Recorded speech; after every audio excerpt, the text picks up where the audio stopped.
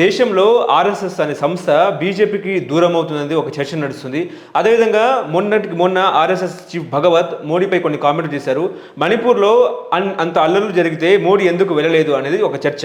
అదేవిధంగా ప్రజల్లో ఉండే వారికి అహంకారం ఉండకూడదు, అహంకారం ఉండేవారు ప్రజల్లో ఉండకూడదు అని మహేష్ భగవత్ కొన్ని కామెంట్లు చేశారు సార్. Correct, exactly. ఆర్ఎస్ఎస్ పదాధికారుల సమావేశంలో నాగ్పూర్లో మాట్లాడుతూ మోహన్ భగవత్ గారు చాలా బ్రహ్మాండమైన విషయాలు చెప్పినారు.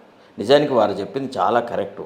ఎందుకంటే ఈనాడు సంస్థను పక్కకు పెట్టేసేసి, అంత గొప్ప పార్టీని పక్కకు పెట్టేసేసి, వాళ్ళకి అనుబంధంగా ఉన్నటువంటి ఆర్ఎస్ఎస్ని పక్కకు పెట్టి, అసలు మోడీ అధికారంలోకి రావడానికి ప్రధానమైన కారణమే ఆర్ఎస్ఎస్.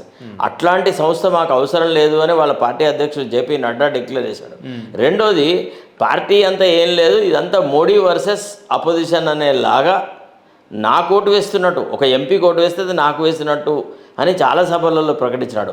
తర్వాత ఎవరిని పట్టించుకోలేదు, ఎవరి పట్ల గౌరవ మర్యాదలు లేవు, ఏమాత్రం వినమ్రత లేదు, అహంకారం అనేది నెత్తికి పీకల దాకా వచ్చేసింది. సో అట్లాంటి వ్యక్తి రాజకీయాలకు పనికివాడు.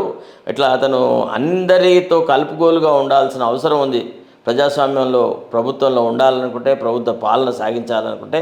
కాబట్టి ఇతను ఏకపక్షంగా వెళ్తున్నాడు అన్న మాట మాట్లాడినాడు. దాంట్లో అది అక్షర సత్యం. అది దేశవ్యాప్తంగా నీట్ అనేది ఒక సంచలనం సృష్టిస్తున్న పరిస్థితి. ఎందుకంటే నీట్ మార్కులు ర్యాంకులపై సర్కార్ రిగ్గింగ్ అని చెప్పేసి ఒక చర్చ సార్. కాంగ్రెస్ పార్టీ కూడా ఆరోపిస్తుంది. నిజమే అంటారా సార్? మీకు చెప్పన్నా, నీట్ వ్యవహారంలో కూడా దాదాపుగా 23 లక్షల మంది విద్యార్థుల భవితవ్యంతో కూడుకున్నటువంటి వ్యవస్థ సార్. ఓకే. తర్వాత బీహార్లోని పాట్నా లోపల, తర్వాత గుజరాత్ లోపల 2-3 ప్లేసెస్ లోపల ఈ నీట్ పరీక్షా పత్రం బయటకు వచ్చేసింది, లీక్ అయింది.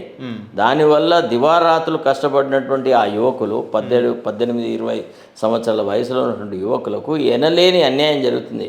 ఇవాళ నీటి మీద మొట్టమొదటిసారిగా గళం విప్పిన నాయకురాలు ప్రియాంక గాంధీ గారు.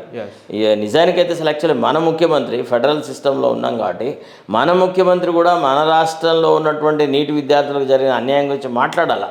ఆయన ఒకసారి కూడా మాట్లాడకపోవడం చాలా బాధాకరం. నిజానికి నీట్ అనేది ఇవాళ ఒక సమాజాన్ని కుదిపివేస్తుంది. ఎంతోమంది తల్లిదండ్రులకు ఇప్పుడు ఎంత కృషి చేస్తారనే టు బికమ్ ఏ డాక్టర్ అనేది it is a life ambition of some people. 6-7 నెలలు కంటిన్యూస్గా తదేక దీక్షతో కృషి చేసేసి నిద్రాహారాలు మానేసి చదువుకున్న విద్యార్థికి నీకు సీట్ రాదు బికాజ్ నీ పక్కవాడు ఎవడో కాపీ కొట్టినాడు, వాడికి గ్రేస్ మార్కులు ఇస్తాము అని అంటే ఎవరు ఒప్పుకుంటారు? అది సమాజంలో ఒక విపరీతమైన అశాంతికి దారితీస్తుంది.